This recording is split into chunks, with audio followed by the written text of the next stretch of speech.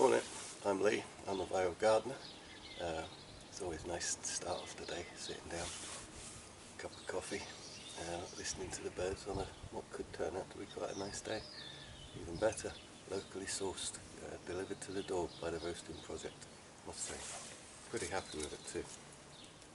So, as I promised, let's take a walk around the viral garden. So the first bed that we have, backed off by this largely Andai, is a tiered bed with a couple of seats and the everlasting raspberry that failed to fruit last year, so I've moved it this year already. This bed does get extremely dry, so I might be using this as a onion bed this year. The greenhouse,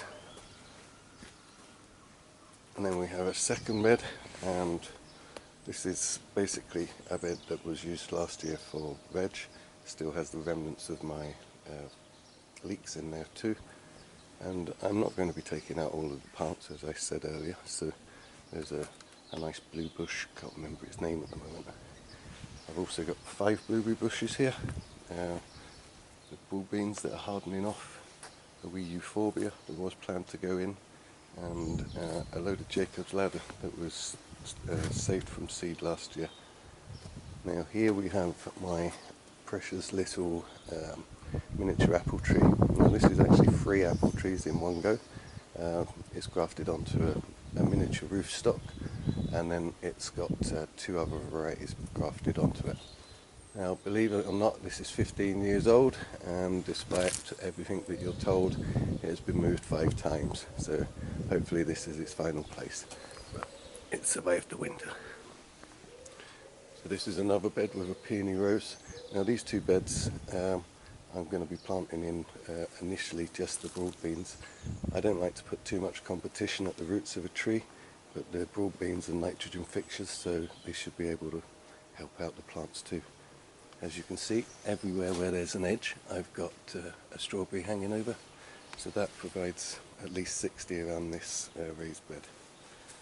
This bed here is against the fence, so it can become quite shaded.